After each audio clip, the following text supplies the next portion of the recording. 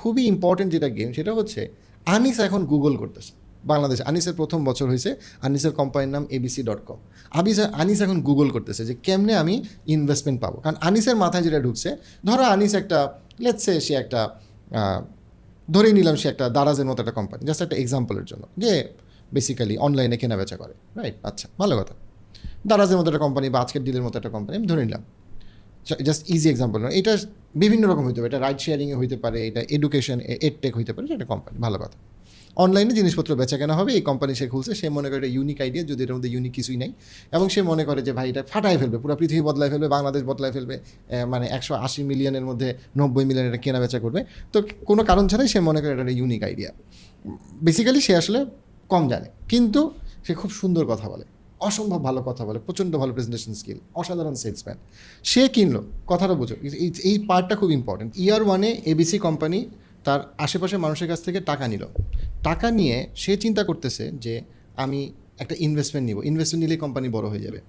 তার হয়তো বিজনেস মডেলটা খুব স্ট্রং না, সে হয়তো বা বিরাট ম্যাচিওর্ড কোনো বিজনেসম্যানের সাথে কোনো কথা বলে নাই, মার্কেট অ্যানালাইসিস ভালো না। সে চিন্তা করলো কী করবো, আমি কোম্পানির ভ্যালুয়েশন বাড়াবো, আমি ফেসবুকে ট্রাফিক বাড়াবো, ফেসবুকে সে বুস্ট করতেছে, আমি বিভিন্ন প্রোগ্রাম করব, আমি বিভিন্ন লেটসে ভলেন্টিয়ার দেখাবো, বা আমি বিভিন্ন নাম্বার ম্যানিপুলেশন করবো, নানা রকম যা কিছু করা যায় এই জিনিসগুলো আমি করব। কেন করব? করে আমি যেটা দেখাবো সেটা হচ্ছে আমার কোম্পানিটা অনেক বড়, কোম্পানিটা লসে আছে, আমি দেখবো কোম্পানির রেভিনিউ অনেক কম, কিন্তু কোম্পানির পোটেনশিয়াল অনেক বেশি। এই পোটেনশিয়ালটা সে কী দিয়ে মেজার করতেছে? Number of engagement. সে নানাভাবে ব্যাকলিঙ্ক করে ওয়েবসাইটে লোক আনতেছে, ওয়েবসাইটে সে উল্টাপাল্টা নাম্বার ম্যানিপুলেট করতেছে, নানা কিছু করে টোরে, নানা রকমভাবে সে বেসিক্যালি ইনভেস্টারকে বুঝাইলো আমার অনেক পোটেনশিয়াল, আপনি আমাকে টাকা দেন, আমি এই প্রতিষ্ঠান অনুযায়ী আগায় যাব। এখন এই যে ইনভেস্টমেন্ট, যে ভিসি ফার্ম খুব ইম্পর্টেন্ট, এই যে ভিসি ফার্মে যারা লোকজন বসে আছে তারা কিন্তু ইনভেস্টার না বেশিরভাগ ক্ষেত্রে, এটা ইম্পর্টেন্ট একটা পয়েন্ট। XYZ যে ভিসি ফার্ম তারা কিন্তু ইনভেস্টার না, তারা ইনভেস্টারদের টাকা নিয়ে বসে আছে। তারা চিন্তা করতেছে যে আচ্ছা আমরা তো কোম্পানি, এখন এই কোম্পানিটার মনে হয় পোটেনশিয়াল আছে, এই কোম্পানিটাকে আমরা নিলে আমরা হয়তো অন্য কোনো পিকিউ ভিসি ফার্মকে আমরা হয়তো কনভিন্স করতে পারবো, আমার এক্সিট করা দরকার, আমি অন্য কাউকে হয়তো বিক্রি করতে পারবো। খুব ইম্পর্টেন্ট পয়েন্ট। তো তারা নিজেরাও শিওর না যেটা খুব ভালো করবে, they know it's a very risky move, but they are এটার উপরে তারা বেটিং করলো। আচ্ছা, বেটিং করে তারা কিনলো, তারা কিন্তু জানে এখানে প্রতি মাসে লস টস হচ্ছে, অনেক কিছু হচ্ছে, তারা ইনভেস্ট করলো। এখন ইনভেস্ট করলো লেটসে 3 কোটি টাকা, কথার কথা 3 কোটি টাকা তারা ইনভেস্ট করলো। এখন তো মনে করো যে আনিস পাগল হয়ে গেছে, এখন আনিস প্রথম আলোতে সফল উদ্যোক্তা, এখন আনিস ডেইলি স্টার, এখন আনিস পৃথিবীর সবখানে যত রকম উদ্যোক্তা যা কিছু আছে সবখানে সে হচ্ছে গিয়ে মেন্টর, গুরু, সফলতার শীর্ষে সে পৌঁছায় গেছে, আর তো কিছু বাকি নাই। এখন সে সবখানে সে কথা বলতেছে। কিন্তু ইনভেস্টার যখনই তাকে ফোন করে যে ভাইয়া তোমার তো অ্যাকাউন্টসে তুমি যে সেলস প্রজেকশন দেখাইছিলা যেভাবে গ্রো করবে হয়তো গ্রো করতেছে না, আমরা ওয়ারিড। হ্যাঁ, তো ও তখন ভাঙচাং বুঝায়, তখন একটা মার্কেটিং ম্যানেজার রাখছে, এইটা রাখছে, সেটা রাখছে, সে তো জীবনে 3 কোটি টাকা পায় নাই। সো সে এটা করলো, এই করলো, নাম্বার তো জেনারেট হচ্ছে না। তখন দুইটা জিনিস হয় যেটা খুবই ক্রিটিক্যাল, যেটা আমরা অলরেডি কিছু স্টার্ট আপকে ফেল করতে দেখতেছি, এবং সামনের 5 বছরে আরও অনেক বাংলাদেশি স্টার্ট আপ ফেল করবে এই জায়গাটার জন্য। This is the critical place. এই সময় কি হয়, যখন আনিস কিন্তু সবসময় খারাপ ছেলে ছিল না, কিন্তু এখন আনিসের ইন্টিগ্রিটি প্রবলেম হওয়া স্টার্ট হয়। একদিকে আনিস দেখতেছে সে খুব পপুলার, এবং সে খুব, মানুষ তাকে ডাকতেছে, হ্যাঁ সবাই তাকে ডাকতেছে, তার এটা খুব ভালো লাগতেছে, হি ফিলস এনটাইটেল, আমি এখন গুরুত্বপূর্ণ, সবাই তাকে বলতেছে। তার হঠাৎ করে তার আব্বা আম্মা সারা জীবন জানতো যে সে মানে গর্ধব, এখন হঠাৎ করে সে আব্বা আম্মার কাছে গুরুত্বপূর্ণ হয়ে গেছে, ঠিক আছে? এখন এইটা সে ছাড়তে চায় না। On the other hand investor তারা বলতেছে যে তোমার তো কোনো খবর নাই, তুমি কী করতেছো, সেই ইনভেস্টারকে জাস্টিফাই করতে পারতেছে না। এটা হচ্ছে আরেকটা জিনিস যেটা হয় সেটা হচ্ছে তার যারা এমপ্লয়ি তারা তখন তারা বলে স্যার একটু নাম্বারগুলো ম্যানিপুলেট করি, একটু ভাই এটা সেটা করি, যেমনিই হোক ভাই আমরা কোম্পানি ভ্যালুয়েশনটাকে আমরা বেশি দেখাই, প্রফিটেবল হইতে পারবো না, আমরা কোম্পানিকে বড় করি, আমরা আরও ইনভেস্টার নেই, এই ইনভেস্টার থাকুক বা না থাকুক, রাইট?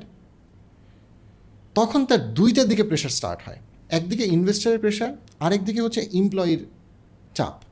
কারণ এমপ্লয়িতে বেতন সে কীভাবে দিবে, তার তো আরও ইনভেস্টমেন্ট লাগে, তার কোম্পানি তো লসে যাচ্ছে, সে বেতন দিবে কেমনে? আবার ইনভেস্টার বলতেছে যে আমার প্রফিট, তোমার কোম্পানি তো ছোটো হয়ে যাচ্ছে, তোমার তো লস, তুমি নিবা কেমনে, তুমি আরও ইনভেস্টার নাও। তখন সে আরও বড় একটা গল্প বানায়, গল্প তখন সে আরও বড় করে, ম্যানিপুলেশন সে আরও বাড়ায়। এবং ইনভেস্টার তাকে বলে, XYZ ইনভেস্টার তারা একটা খুবই ইন্টারেস্টিং কথা বলে, তখন তাকে বলে তুমি গল্প বানাও, আমরা তোমাকে বেচে আমরা এক্সিট করার জন্য হেল্প করব। কারণ তার চিন্তাটা কি, সে বের হয়ে যেতে চায়, কারণ সে তো তার ইনভেস্টারদেরকে, XYZ ইনভেস্টারদেরকে সে দেখাইতে চায় যে আমি সফল। সে বলে যে ভাই আমি বেড়ে যাব, অসুবিধা নাই। প্লাস হচ্ছে সে চিন্তা করে, XYZ VC চিন্তা করে আরও ইনভেস্টমেন্ট যদি এখানে আমি ঢুকাইতে পারি আমি সিকিউরড, কারণ এই ফাউন্ডারকে আমি আরও শক্ত হয়ে ধরতে পারবো। তখন তারা কোম্পানি ভ্যালুয়েশনকে, নর্মালি মার্কেটের কোম্পানি ভ্যালুয়েশন খুবই সিম্পল, আমি যদি খুব ওভার সিম্পলিফাই করি, তোমার বছরে যা বিক্রি হয় তার 10 গুণ হচ্ছে তোমার কোম্পানি ভ্যালুয়েশন। তো তোমার যদি লেটসে 3 কোটি টাকা, তুমি যদি 3 কোটি টাকার বছরে রেভিনিউ হয়, তোমার 30 কোটি টাকা হচ্ছে তোমার ভ্যালুয়েশন, খুব সিম্পল টার্মে। ভালো কথা। এটার মধ্যে আরও কিছু ডিটেলস আছে, আমি ডিটেলসে না যাচ্ছি। ঘটনাটা কী হলো, তখন এই আরও নাম্বার ম্যানিপুলেশন, যা টাকা পায় সব ফেসবুক বুস্ট। কেন ফেসবুক বুস্ট মানে আরও নাম্বার অফ এঙ্গেজমেন্ট দেখানো, free ticket sales, free programme, হ্যান ত্যান কইরা, ফ্রি সাবস্ক্রিপশন। সে আরও লস করে, তার বার্ন রেট আরও বাড়ায়, তার খরচ আরও বাড়ায়, লাভের দিকে সে তাকাচ্ছে না। কোম্পানি সে বড় করবে, পরেরটা পরে দেখা যাবে, আরও ইনভেস্টমেন্ট আনো, তাহলে কি হবে, আমি আরও বড় মেন্টর, আমি আরও বেশি মানুষ আমার সাথে সেলফি তুলবে, আরও বেশি মানুষ আনতে পারবো। আচ্ছা, তখন সে কী করলো, এই হ্যান ত্যান পাগলামি করে সে 15 কোটি টাকা ইনভেস্টমেন্ট আনলো, কোম্পানি ভ্যালুয়েশন দেখালে 150 কোটি টাকা। আচ্ছা, তখন সে কী করে, তখন সে যেটা করে সেটা হচ্ছে গিয়ে, একটা ছেলে কাজ করে, তার বেতন 80,000 টাকা, তারে বলে 1.5 লাখ টাকা দিবা, চলে আসো। ছেলে কাজ করে, তার বেতন হচ্ছে 1 লাখ টাকা, তারে বলে তোমাকে আমি 2 লাখ টাকা, তোমার বেতন আমি বাড়াই দিব, ডাবল করে দিব, তুমি আসো। তো সে বড় বড় লোক আসে, অফিস খুব ফাটাফাটি অফিস, যেহেতু অফিসের দরকার নাই, অফিসকে সে চূড়ান্তভাবে অফিস সাজায়। আরে অফিস রে ভাই, এই অফিসে দেখলে খালি নাই। Anyway, but the idea is, সে সাজাইলো।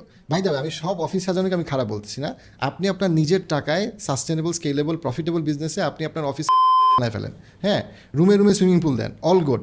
বাট এটা যদি ইনভেস্টারের টাকা হয়, যেটা জাস্টিফিকেশন আপনি ইনভেস্টারকে দিতে পারবেন না, কিন্তু আপনি টাকা উড়াইতেছেন, then you are a bad example, absolutely bad apple, সেটা আমি বলতেছি। এনিওয়ে, আমি ব্যাক করি। সো সে কী করলো, সে কিছু এক্সপেন্সিভ এমপ্লয়ি আনলো, সে আরেকটা বড় VCK say ঢুকাইলো, let's say soft ব্যাঙ্কে ঢুকাই ফেললো, বা হোয়াট এভার দ্যাট ইজ। এখন সফট ব্যাঙ্কও আর ইনভেস্টমেন্ট করার পরে আর সফট থাকে না, রাইট? সে তো হার্ড হয়ে গেছে, সে তো বিরাট লাঠি নিয়ে আসছে, তার গভর্নমেন্ট পর্যন্ত তার কানেকশন, সবাই, আমি কি বুঝাইতে পারছি? তো সে তো এখন বড় লাঠি নিয়ে বলছে কী খবর, সে তো দেখতেছে ভিতরে এলোমেলো অবস্থা। তখন এই আনিসের সবচেয়ে বড় ইন্টিগ্রিটির প্রবলেমটা হয়। ইন্টিগ্রিটির প্রবলেমটা যেটা হয় সেটা হচ্ছে গিয়ে যে, তার যারা এমপ্লয়ি তারাও চিন্তা করে যে ভাই চুরি চামারি করি, খুব কমন এটা। কেন? কারণ সে দেখা যাচ্ছে যে তার কোম্পানির প্রফিটেবিলিটিতে কোনো আগ্রহ নাই। তুমি একজনকে চিফ মার্কেটিং অফিসার রাখছো বা হেড অফ মার্কেটিং রাখছো, সে সাপ্লায়ার, ভেন্ডর, যত রকম উল্টাপাল্টা আছে করে সে খালি কিছু নাম্বারস দেখাচ্ছে। পুরা কোম্পানির কালচার হয়ে যায় তখন হচ্ছে গিয়ে ইন্টিগ্রিটিলেস, ইন দ্য সেন্স দ্যাট সবাই খালি নাম্বার জেনারেট করতেছে। কারণ কেউ তো প্রপারলি 50 টাকার কেজি আম 100 টাকা বিক্রি করার চেষ্টা করতেছে না, সবাই চিন্তা করতেছে আমি যে কোনো মূল্যে আমি কোম্পানির ভ্যালুয়েশন বাড়াবো, তার মানে কি মার্কেট ইমপ্রেশনস বাড়াবো, ইমপ্রেশনসের জন্য আমি ফ্রি টিকিট দিব, আমি ফ্রি সাবস্ক্রিপশন দিব, আমি ফ্রি এইটা সেটা করবো, যা ইচ্ছা করবো, আমি ফ্রি যেমনে যা ইচ্ছা দিয়ে আমি জাস্ট ইমপ্রেশনস বাড়াবো। ইমপ্রেশনস বাড়ালে আমি কোম্পানি ভ্যালুয়েশনকে জাস্টিফাই করতে পারবো। তারপর আমি বলবো যে 5 বছর পরে কোম্পানিটা অ্যামাজন হয়ে যাবে বাংলাদেশে, কিন্তু আসলে হবে না। তখন পুরাপুরি ফাউন্ডার তার আস্তে আস্তে ধাপে ধাপে সে তার ইন্টিগ্রিটি লুজ করে, এবং তখন ওই পর্যায়ে যে 3-4 বছর ধরে যে আসলে সফল উদ্যোক্তা হিসেবে লাখো তরুণকে ইন্সপায়ার করছে, সে হয় কানাডায় পালায় যায়, তা না হলে সে জেলে যায়, তা না হলে সে অন্য কোনোভাবে ব্ল্যাক মানি হোয়াইট মানি এক করে সে কিছুটা করার চেষ্টা করে। বাট ফান্ডামেন্টালি তার বিজনেস প্রথম থেকেই তার বিজনেস মডেল ও উইক ছিল। প্রথমে হয়তো তার ইন্টিগ্রিটি ছিল, বাট বাই দ্য টাইম সে ইন্টিগ্রিটি হারায় ফেলছে এই ভ্যালুয়েশন নামের এক আজব খেলায়, যে খেলাটাতে ইটস অল অ্যাবাউট তোমার reach, impression, potential market size, যে কোনো মূল্যে রেভিনিউ বাড়াও, তোমার বার্ন রেট যত হাই হোক। তাতে কি হয় দেখো, end of the day investor যে XYZ ভিসি ফার্মে ইনভেস্ট করছে, সে কিন্তু জানে আমি রিস্ক নিছি, ঠিক আছে একটা কিছু হবে। XYZ ভিসি ফার্ম কিন্তু বেশিরভাগ ক্ষেত্রে কোনো না কোনোভাবে বের হয়ে যাওয়া একটা রাস্তা বাইর করে, অথবা সে তো আর হাল ছাড়বে না, সে তো ছেড়ে দিবে না। তারাও তো অনেক বড় বড় বিভিন্ন জায়গার ছিল। সবচেয়ে বড় ধাক্কাটা খায় হচ্ছে কিন্তু এই আনিস, সবচেয়ে বড় রিয়েলিটি চেকটা খায় কিন্তু আনিস। কিন্তু আনিস কিন্তু এতদিন একটা স্বপ্ন, একটা ঘোরের মধ্যে ছিল, রাইট? তার এমপ্লয়িরাও তাকে বিট্রে করে, কারণ তার এমপ্লয়িরা চায় ভাই কোনোভাবে ইনভেস্টমেন্ট ঢুকান, কেন? কারণ আমি কোনোভাবে বেতন পাবো। আমি এমন মানুষ চিনি, নাম বলবো না, যে হয়তো বিএটি বা ইউনিলিভারে পাগলের মতো খাটতো, খেটে 1.5 লাখ টাকা বেতন পাইতো, তারপরে সে কোনো একটা স্টার্ট আপে জয়েন করলো যেখানে তার বেতন 4 লাখ টাকা, এবং সে কিছুই করে না, কিছুই করে না, এবং সে নিজেও জানে কিছু করে না। সে ওই 4 লাখ টাকা বেতনের পাশাপাশি কনসালটেন্সি করে, কারণ স্টার্ট আপে তার কোনো কাজ নাই। তার প্রোফাইলটা দেখায় কী করতেছে? কোম্পানি ভ্যালুয়েশন বাড়াচ্ছে। সে কি চায় কোনোদিন এটা বন্ধ হোক? কারণ তার তো কোনো লিগাল পেপারে নাম নাই। সে তো চায় কি? সে খালি আনিসকে বলে, আরে আনিস তুমি তো বিরাট অন্ট্রপ্রেনার, তুমি তো বিরাট মোটিভেশনাল স্পিকার, তুমি আগায় যা, আমরা তোমার সাথে আছি। কারণ সে তো 4 লাখ টাকা বেতন পাচ্ছে, সে জানে সে কিছুই করতেছে না, এবং তার কোনো জায়গায় তাকে ধরা যাবে না, সে তো এমপ্লয়ি। সো কী হয়, এ টিম, কোম্পানির স্টার্ট আপটার এ টিম, তারা চিন্তা করে যে ভাই যে কোনো মূল্যে আমি ভ্যালুয়েশনে খেলা খেলবো, কারণ আমি তো জানি লিগালি আমাকে ধরতে পারবে না। সো আনিসের যারা ক্লোজ, দে বিট্রে। কীভাবে বিট্রে করে? খুব সাইলেন্টলি, আরে আরে কিছু একটা হবে ভাই, কিছু একটা হবে, কিছু একটা করা যাবে, কিছু একটা করা যাবে। বাংলাদেশের কিছু কিছু শিল্পপতি আছে, তাদের একটা হচ্ছে, তারা ব্যাংক থেকে লোন নেয় এবং তারা জানে এই লোন কোনোদিন তারা ফেরত দিবে না। বিভিন্ন কানেকশান হোয়াট এভার, হ্যাঁ, টেবিলের উপরে টেবিলের নিচে কিছু কিছু শিল্পপতি আছে, তারা এই কাজটা করে। তারা ব্যাংক লোন নেয়, তারা জানে ব্যাংক লোন তারা ফেরত দিবে না, এবং এই স্টার্ট আপের ফাউন্ডাররা তারা নিজেদেরকে ওরকম মনে করে তারাও এটা পারবে, কিন্তু তারা বুঝে না যে তারা তো তাদের ওই স্ট্রেংথ নাই। এক তো এটা অনৈতিক, কোনো সন্দেহ নাই। আরেকটা হচ্ছে যে তোমার একটা অনৈতিক কাজ করার জন্য কি তোমার ওই মাসেল পাওয়ার আছে কি না, এটা তো তোমার বুঝতে হবে। ওই মাসেল পাওয়ারও তার নাই। সো বেসিক্যালি তার কিছুই নাই, কিন্তু সে হঠাৎ করে একটা স্বপ্নে ঢুকে গেছে। হ্যাঁ, আনিস সফল উদ্যোক্তা, টু টু টু টু টু, এখন আসবেন আনিস, উনি আপনাদেরকে শিখাবে কীভাবে একটা স্টার্ট আপকে 0 থেকে 200 কোটি টাকা করতে হয়। ও আনিস ভাই, আমি কি আপনার সাথে একটা ছবি তুলতে পারি? ও ইউনো হোয়াট। এবং আমি বললাম, ইনভেস্টাররা ডিসকাস করতেছে, ইনভেস্টারদের মিটিং, ওর নামে মামলা করবো, আর ওই ইনভেস্টার গিয়ে কুর্মিটোলা গলফ ক্লাবে গিয়ে গলফ খেলতেছে আর স্যান্ডউইচ খাইতেছে, রাইট? এবং সবাই মানে উপদেশ দিতেছে যে কেমনি সফল স্টার্ট আপ হইতে হয়। অ্যান্ড দেন যখনই সে বিফল হইতেছে, তার প্রথম কথাটা হচ্ছে failure is the pillar of success. What do you mean by failure is the pillar of success? তুমি মানে ওই কী যেন বলে, একটা প্লেন উঠার পরে পাইলট প্যারাশুট নিয়ে লাফ দিয়ে নেমে গেছে, হ্যাঁ, উপরে কাগজ দিয়ে রাখছে failure is the pillar of success. তুমি কি মানবা নাকি এটা? Failure is the pillar of success কার জন্য অ্যাপ্রোপ্রিয়েট? যে হার্ট অ্যান্ড সোল ট্রাই করছে তারপরে ফেল করছে, তার জন্য এটা ঠিক আছে। হ্যাঁ, বাংলাদেশে এরকম স্টার্ট আপ ফাউন্ডার আছে, আমি চিনি পরিচিত বড় ভাই, যারা জেনুইনলি খুব চেষ্টা করছে, তারপরে এটা ফেল করছে, এবং ইনভেস্টাররাও এটা জানে। ইনভেস্টার এটা জানে। এক ইনভেস্টার, বাংলাদেশি ইনভেস্টার, আমাকে বলতেছে যে ইয়াহিয়া ভাই, আমাকে এসে মানে আমি একটা ইনভেস্ট করছিলাম, ফেল করছে, তো ফাউন্ডার এসে আমাকে অনেক কিছু বললো যে কেন সে অনেক চেষ্টা করছে, এই সে হ্যান। আমি জাস্ট তাকে বললাম, তোমার যে অফিসে ঢুকে বাইর হয় তার একটা আছে না, কার্ড পাঞ্চিংয়ের নিয়ম আছে না? নিয়ম আছে তো না? তোমার অফিসে সিসি ক্যামেরা আছে তো না? তুমি আমাকে জাস্ট ওইটা আমাকে দাও। আমি জাস্ট দেখতে চাই গত 6 মাসে কত ঘন্টা তোমার এমপ্লয়ি অফিসে ছিল আর কতক্ষণ তুমি অফিসে ছিল। তুমি যে মানে বলতেছো যে তুমি অনেক চেষ্টা করছো তারপরে এটা ফেল করছে, জাস্ট তুমি আমাকে এতটুকু বলো তুমি কতক্ষণ আসলে অফিসে ছিলা। তোমার এমপ্লয়িরাই তো বলতেছে তোমার কোনোদিনও ফোনে পায়, তারাই কোনো দিন পায় না। সো দেয়ার আর ফাউন্ডার্স যারা ডেফিনেটলি ট্রাই করে এবং ফেল করে, বাট দেয়ার আর ফাউন্ডার্স যারা ওই মনে করে যে আমি কোনোভাবে ইনভেস্টমেন্টটা পাইছি, তারপরটা পরেরটা পরে দেখা যাবে। And that's the biggest curse যেটা হইতে পারে, এবং এন্টায়ার স্টার্ট আপ ইকোসিস্টেমের জন্য ফেল করে। হ্যাঁ, বাংলাদেশে অনেক বিজনেসেস তারা ট্রাই করছে, তারা পায় না, তারা চলে গেছে। লাইক ফর এক্সাম্পল ইউনিকলো চলে গেছে। কেন তারা ট্রাই করছে? আমার যদি ইউনিকলোর কাপড় খুব ভালো লাগতো, বাট দেন এগেন তারা চলে গেছে, আই এম স্যাড। তারা ট্রাই করছে, হয় নাই, দ্যাটস ফাইন। অনেক রেস্টুরেন্ট বন্ধ হয়ে গেছে, ট্রাই করছে, হয় নাই। অনেক ট্রাভেল এজেন্সি বন্ধ হয়ে গেছে করোনার সময়, বাট দেয়ার আর স্টার্ট আপস যারা আনিস, এবং তারা এইটার ইকোসিস্টেমটা বুঝে না। ইকোসিস্টেমটা কি?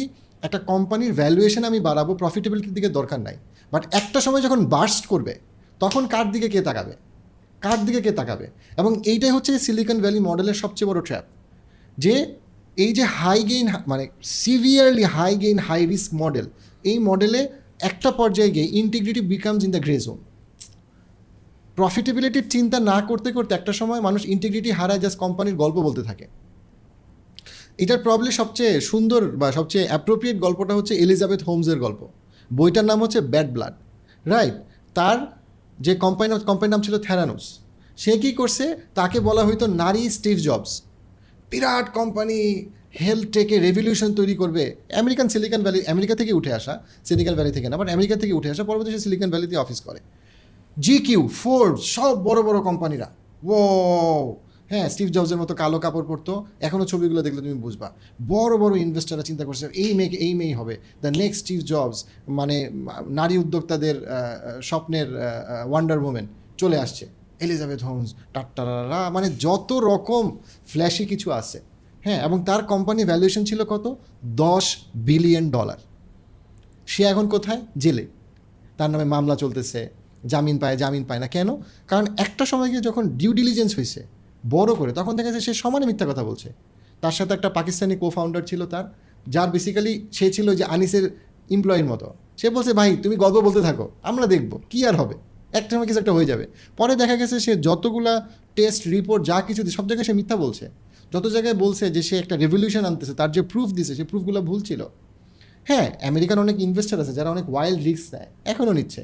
WeWork'ের মতো একটা কোম্পানি, WeWork'ের মতো একটা কোম্পানি যে $40 বিলিয়ন গিয়ে তারপরে সেটার $1 বিলিয়ন ভ্যালুয়েশন জাস্টিফাই করে নাই। ওই WeWork'ের সিইও ওই কোম্পানি শেষ করার পরে তারপরেও আবার সে $15 বিলিয়নের ইনভেস্টমেন্ট পাইছে, রাইট? তো বাট এটা যেটা আমাদের যেটা বোঝা উচিত সেটা হচ্ছে গিয়ে এই কারণে, এই যে রেভিনিউ বাড়াও, প্রফিট দেখা যাবে না, প্রফিটের দরকার নেই, মার্কেট অনেক বড়, রাইট? এত কোটি কনজিউমার, দেশি কনজিউমার, বিদেশি কনজিউমার, এইটার কারণে 2022 এবং 23 সালে আমরা কি দেখছি? ইভেন মাইক্রোসফট অথবা গুগলের মতো কোম্পানি প্রচুর ফায়ার করছে মানুষ। আমাদের কাছাকাছি বাইজু তার এমপ্লয়ীদেরকে প্রচুর ফায়ার করছে। কেন? কারণ একটা পর্যায়ে গিয়ে আর অঙ্ক মিলে নাই। কেন? তুমি আর কত করবা? হ্যাঁ, ওয়াই কম্বিনেটরের পডকাস্টগুলো খুবই অন্টারপ্রেনারদের ভালো। আমি পার্টিকুলারলি বলবো যে আমি যেই কনসেপ্টগুলো এখন পর্যন্ত বলছি এটার বেশিরভাগই ডিসকাস হয়েছে অল ইন ওয়ান পডকাস্টে। চামাত আমার খুবই পছন্দের একজন ফাউন্ডার, সোশ্যাল ক্যাপিটালের। ও ফেসবুকে দীর্ঘ সময় সিনিয়র পজিশনে কাজ করতো। ও শ্রীলঙ্কান, সো ও অনেক ভালো ব্যাকগ্রাউন্ডে বলে। আমি এটার ব্যাপারে অ্যাওয়্যার যে ও তার স্প্যাক ইনভেস্টমেন্টে ডাব্বা মারছে, এসপিএস স্প্যাক ইনভেস্টমেন্টে। এটা অনেকেই কমেন্ট সেকশনে বলবে যারা জানে, বাট আমি এটা জানি। But still as an investor, VC culture, Silicon Valley মডেলের যে লুপ হোলসগুলো, সে সিলিকন ভ্যালিতে থেকে এগুলো নিয়ে কথা বলে। সো অনেকে বলতে পারে যে ইয়াহিয়া ভাই কোথার থেকে উঠে আসছে, বাট আমি ওদের কন্টেন্ট থেকে আমি কন্টেন্টগুলো বলতেছি। এমন না যে আমি নতুন একটা কনসেপ্ট এখানে দাঁড়া করাইছি। কারণ আমাদের ইকোসিস্টেমের ফল্টগুলো আমাদেরকেই ধরতে হবে এবং আমাদেরকে ইমপ্রুভ করার চেষ্টা করতে হবে সবাইকে। সেখানে আমি ছোট্ট একটা প্লেয়ার।